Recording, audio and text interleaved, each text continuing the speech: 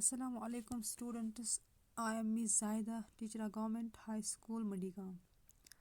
Students, today we are going to discuss another topic of your chapter of Political Science, Constitutional Design.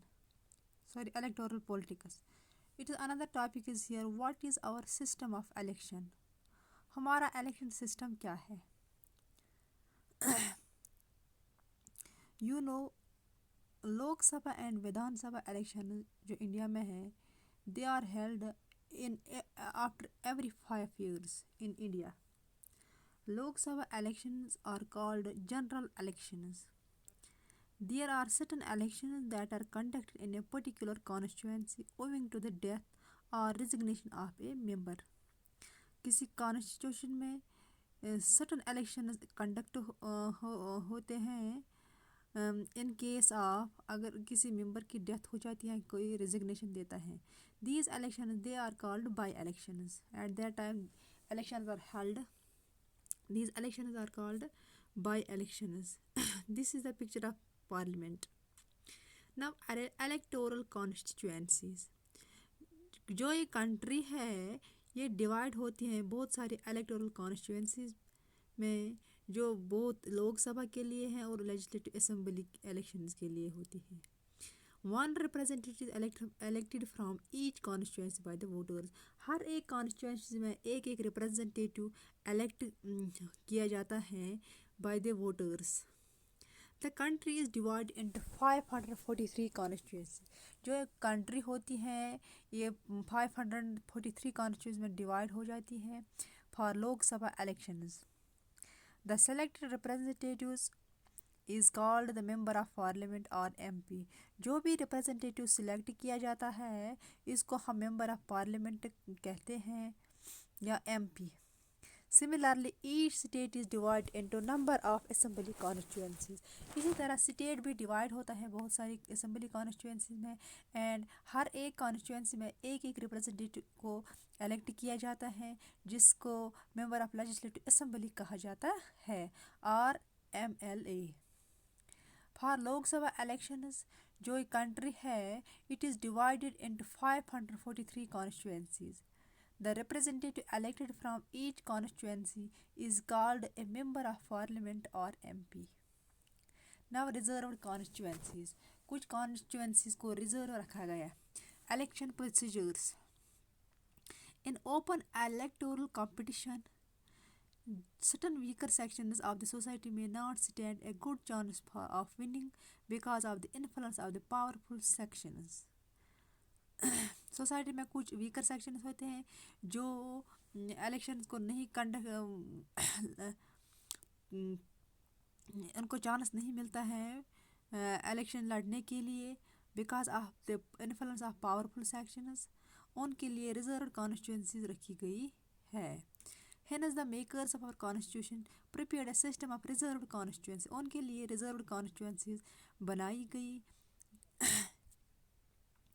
Certain constituencies are reserved for the people belonging to scheduled caste and scheduled tribes. ये कुछ sections हमारी society में scheduled castes और scheduled tribes होते हैं. इनके लिए अलग सी यहाँ पे constituencies को reserve रखा गया. लोकसभा में reserve seat schedule caste schedule tribes के लिए है. शेड्यूल कास्ट्स के लिए 79 सीट्स रिजर्व्ड हैं और शेड्यूल ट्राइब्स के लिए 41 सीट्स रिजर्व्ड है. These are in proportion to their population. इनके पॉपुलेशन के हिसाब से रखी गई हैं in the total population of the country. Country में कितनी पॉपुलेशन है फिर उनकी कितनी पॉपुलेशन इसी हिसाब से उनको सीट्स रखी गई है reserve.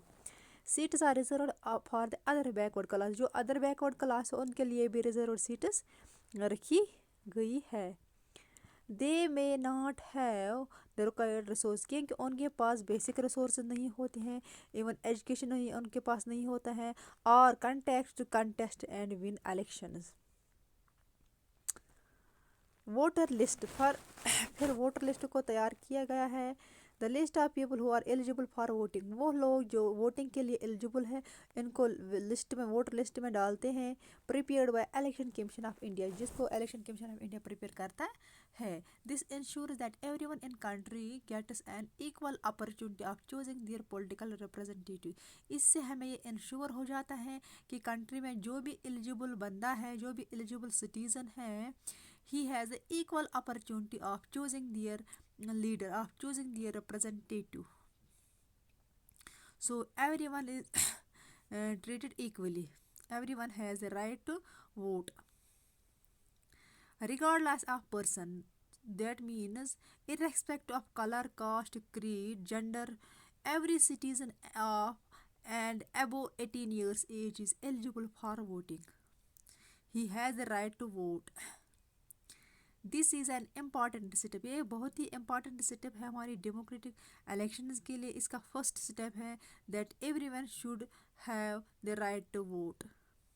Every one should get an equal opportunity to choose their representatives. Different citizen differ from one another in many ways. हर एक सिटीज़न दूसरे सिटीज़न से डिफरेंट होता है मुख्तलिफ तरीक़ों से, मुख्तलिफ वेज से। Some are rich, some are poor, कुछ पुअर होते हैं, कुछ रिच होते हैं। Some are highly educated and some are not so educated and some not educated at all, but still they have the right to vote. So हमारे जो citizen होते हैं they are different from one another because they have different qualities in them. कुछ ज़्यादा पढ़े लिखे होते हैं, कुछ कम पढ़े लिखे होते हैं, कुछ लोग उन्हें कुछ नहीं पढ़ा होता है, but still they have right to vote. Thank you, शुक्रिया।